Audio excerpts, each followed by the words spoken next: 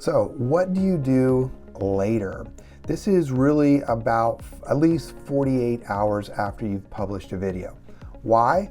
That's when you go here where we were earlier, your YouTube analytics and your overview tab. If you scroll down, you'll then see what is called your key moments for audience retention.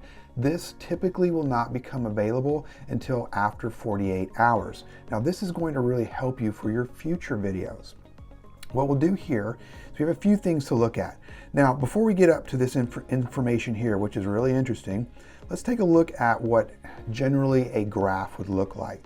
This is the graph that I have for our video, our example video. Now, I think it's done fairly well. It's only a 4-minute video, but it's done fairly well. Let's look at a few things.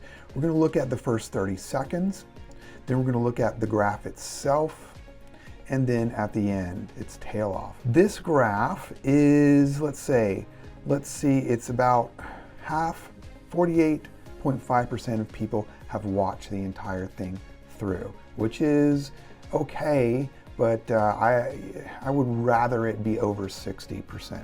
Nonetheless, let's take a look at a few other graphs that I have for you from 4 other of my videos, and let's see what they sort of mean. Here's a graph from a 6-minute video, and it's not exactly level, but it's up and down. So we see a bit of a valley and then a peak.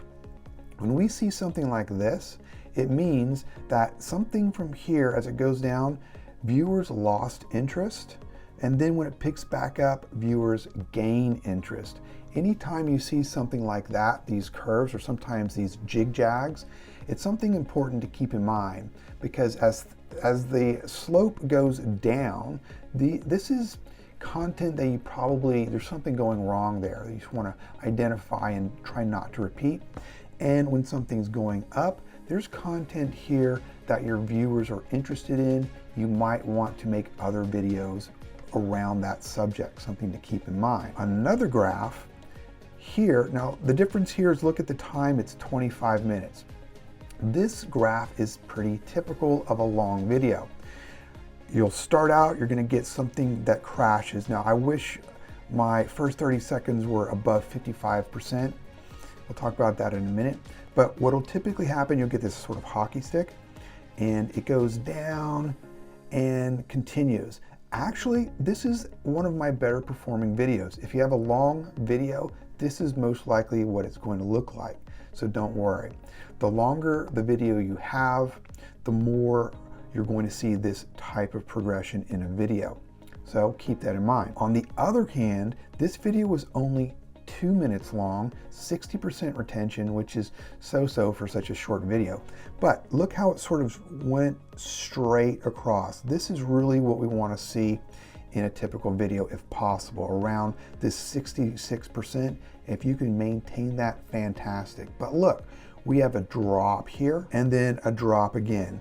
So what I've done here is I had signaled to my audience that the video was about to finish, so people dropped off. Keep that in mind. That's one of the reasons when we end a video, we quickly say, hey, next video, look at this, and done. You don't need to say thank you.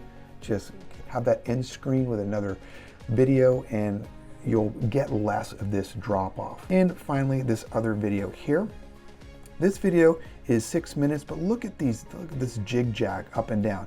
This is a great indication of points of interest where people are sort of skipping. Now, remember in your description, you can put in timestamp. When you put in timestamps, don't make them obvious, make them have some degree of intrigue so people don't skip around too much.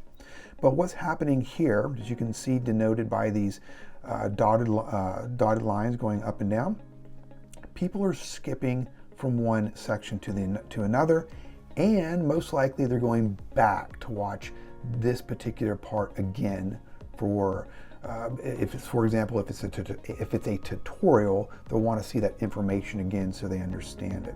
So these are the typical graphs that you'll see. Ones that I don't really have to show you are ones that really just slant down.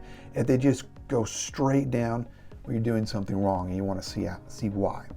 Okay, having said that, let's go and look at the top. you're going to see these 4 things most likely. You'll always see intro, but you might see spikes and you might see a dip. We'll see. We have all 3, so I'll use this as an example. Worked out well. The intro is the first 30 seconds. This is crucial.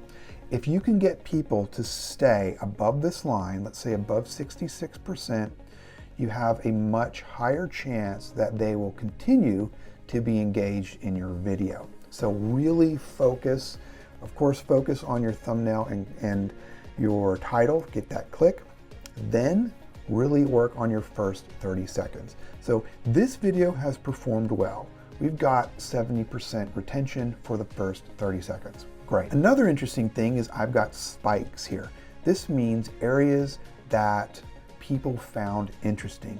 What I would want to do and what you would want to do if you have these, go back in here, click on them, and then replay. Get stunning time lapses at night. This will tell you, this will start to give you some information, some ideas of what you're doing well. And it all depends on your videos and what you're doing. So keep that in mind. I'm happy that I have 4 spikes, but I do also have a dip. A dip is of course the opposite. Right here is YouTube is considering a significant drop off. Now let's take a look. What am I doing wrong? Dips are things that are turning your audience off. Now, I think I know what I'm doing wrong. If we look at this, if we scroll in a little bit, I'm going to push play. Look at my eyes.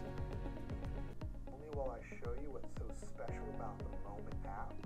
All right, that looks a little, to me, I don't feel that I should look that way. It looks a little arrogant to me. I feel that way.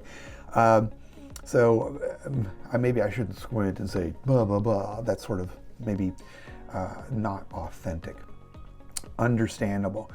But the rest of this looks okay. And notice at the very end, there's just a quick dip. It's not dipping any earlier.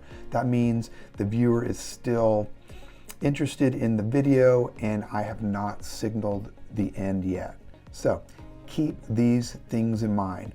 Your key moments for audience retention is a fantastic graph for you to understand what you're doing well in your videos, what you're doing poorly in your videos, and things that you can improve upon. So once again, really focus on that first 30 seconds, then take a look at your spikes and your dips so you know what to do for future videos.